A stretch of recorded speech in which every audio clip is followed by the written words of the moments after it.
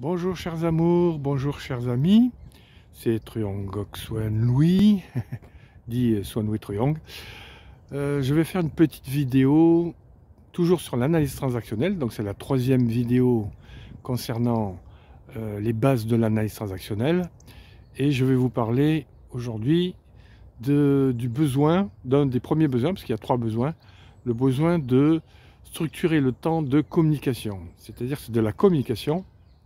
Et souvent, on a besoin de communiquer en fonction des moments, à des moments divers. On communique de diverses façons selon que l'on échange avec des personnes dans le temps. Alors, on va commencer par ce qu'on appelle le temps du retrait. Le temps du retrait, c'est une communication avec soi-même. C'est une communication réflexive avec son propre PAE. Vous vous rappelez, parents, adultes, enfants.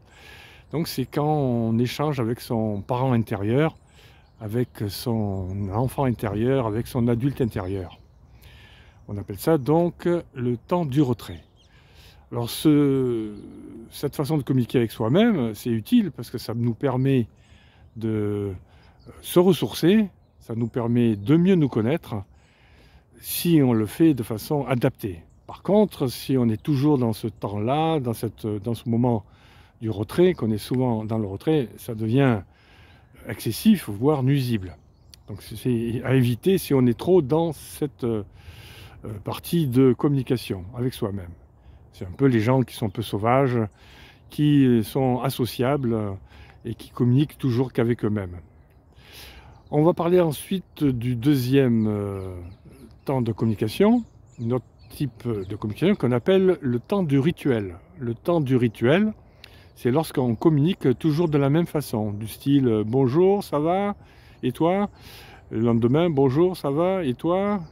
Le surlendemain « bonjour, ça va? Et toi ?» Bon, on communique toujours de la même façon.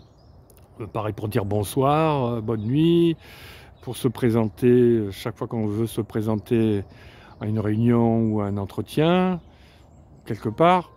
Eh bien, à ce moment-là, vous êtes dans le temps du rituel. Vous ritualisez votre communication entre parents, adultes, enfants, avec quelqu'un d'autre qui est aussi dans un état soit parent, soit adulte, soit enfant. Voilà pour le temps du rituel. Alors c'est positif parce que ça nous permet comme ça de commencer à communiquer avec quelqu'un, mais c'est négatif si on ne fait que ça, si on ne passe pas à autre chose, évidemment, ce qui est rare. Troisième communication dans le temps, c'est ce qu'on appelle le passe-temps. Alors le passe-temps, qu'est-ce que c'est ? En analyse transactionnelle, c'est lorsqu'on communique sans objectif précis, comme lorsqu'on parle dans un bar, dans un restaurant, pour faire connaissance au bar, on appelle ça les paroles du café de commerce, qu'on dit comment ça s'est passé hier soir, ou j'ai vu un match, c'était super, ou que vous parlez de vos enfants, ou que vous parlez de ce que vous avez fait la veille ou pendant les vacances, ou ce que vous avez vu à la télé, etc. Donc, c'est une communication sans objectif bien défini, et on appelle ça le passe-temps. Alors, c'est utile aussi, le passe-temps, parce que c'est un peu plus que le temps du rituel, bonjour, bonsoir. On communique avec des échanges un peu plus construits, avec plus d'intensité, on va dire. Mais c'est encore superficiel. Ensuite vient le temps de l'activité. Alors le temps de l'activité, c'est un temps avec objectif précis.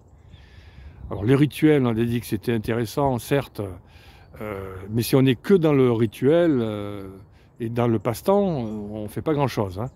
Donc le temps d'activité permet de construire des projets ensemble, de pouvoir échanger sur des projets à faire ou à réaliser, ou à préparer, et ça permet de mieux communiquer et d'être plus efficace pour atteindre des projets communs, collectifs, entre personnes qui sont dans des comportements parents, adultes, enfants. On échange entre parents, adultes, enfants, donc ce sont des transactions, puisque je parle de communication et de transactions, puisque c'est l'analyse transactionnelle. Voilà. Donc le temps de l'activité, c'est très utile, mais il ne faut pas être toujours que dans le temps de l'activité, parce que sinon on ne sait pas se ressourcer. Si on est trop dans l'activité, on est dans la suractivité, et la suractivité, c'est pas bon non plus, on ne sait pas se reposer, on finit par être dans un burn-out, du stress, etc. Donc le temps de l'activité est utile évidemment pour réaliser des projets ensemble pour notre meilleure vie, pour une vie collective intéressante, mais être toujours dans l'activité, c'est pas bon, on finit par avoir des maladies, se fatiguer, etc. Ensuite vient le temps de l'intimité. Alors le temps de l'intimité, qu'est-ce que c'est? C'est le temps avec objectif précis, comme dans l'activité, mais là c'est plus intense encore. Ça c'est très positif, il n'y a pas de choses négatives dans cette partie-là. C'est lorsqu'on communique pour des projets communs, certes, mais avec fluidité. Donc il y a deux éléments importants dans le temps de l'intimité, dans ces échanges intimes. Alors intime, c'est pas forcément intime sur le plan couple, sensuel, sexuel. Ça peut être de l'amitié, ça peut être autre chose. Hein. C'est que lorsqu'on communique avec des objectifs précis. Et il y a deux éléments qui sont importants là-dedans. C'est la confiance en soi, la confiance en l'autre, et le respect de soi et le respect de l'autre. Donc l'élément confiance et l'élément respect permettent de dire qu'on est dans le temps de l'intimité. Autre partie maintenant de communication qui est négative, celle-là. Alors autant l'intimité c'est positif, la partie que je vais vous décrire là est négative, c'est ce qu'on appelle le temps des jeux psychologiques. Donc le temps des jeux psychologiques c'est vraiment quelque chose qui est conflictuel, qui nous met en basse énergie et qui empêche une bonne communication avec soi-même et avec les autres. Alors ces jeux psychologiques, hein, on a vu qu'il y avait des comportements négatifs, style persécuteur, sauveur, rebelle, soumis. Eh bien, il y a un triangle qu'on appelle le triangle de Karpman, parce que c'est un monsieur qui s'appelle Karpman qui l'a proposé, qui est un élève de Eric Berne, le fondateur de l'analyse transactionnelle. Et le triangle de Karpman, eh ben, c'est un triangle où il y a une notion de rôle, on joue des rôles psychologiques, ce sont des rôles inconscients, que l'on fait tous. C'est par exemple le rôle de persécuteur, victime, sauveur, que certains d'entre vous connaissent.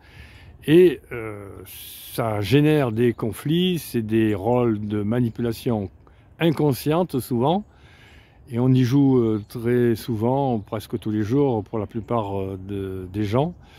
Le truc, c'est de ne pas tomber dedans, dans le rôle de sauveur, dans le rôle de victime. Alors victime, c'est soumis au persécuteur, ou rebelle avec le sauveur. Hein, on se plaint du persécuteur, à un sauveur. Et le sauveur va voir le persécuteur pour lui dire d'empêcher de persécuter la pauvre victime. Et le persécuteur va lui dire mêle-toi de tes affaires. Bon, ça va créer des conflits en fait. Bon, je ne vais pas vous décrire ce triangle parce qu'on peut le décrire dans une autre vidéo, ça prendrait du temps. Donc je vais vous parler surtout de ces 6 éléments de communication dans le temps qui sont donc, je les rappelle, le temps du retrait, le temps du rituel, le passe-temps, le temps de l'activité, le temps de l'intimité et le temps des jeux psychologiques. Voilà pour ce qui est des transactions dans le temps.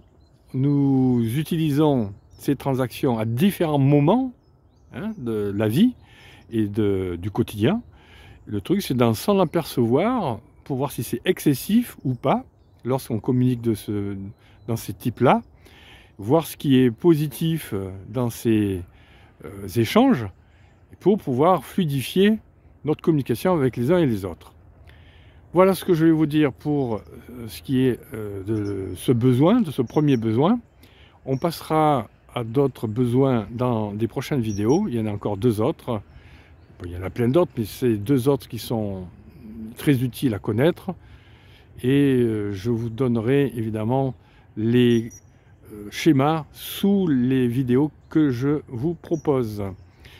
Donc je vous invite à mettre un petit j'aime, un petit like sous cette vidéo si elle vous a plu. Et pour ceux qui veulent en savoir plus, eh bien ils peuvent voir mes cours, mes livres aussi, j'en parle dans les livres, dans mes cours, en tant que formateur en bien-être ou dans des ateliers de mon association qui s'appelle le Lion Rayonnant. Eh bien, je vous souhaite une bonne journée si c'est le jour pour vous, une belle soirée si c'est le soir pour vous, et une belle nuit si c'est la nuit pour vous. À très bientôt, c'était Soigny.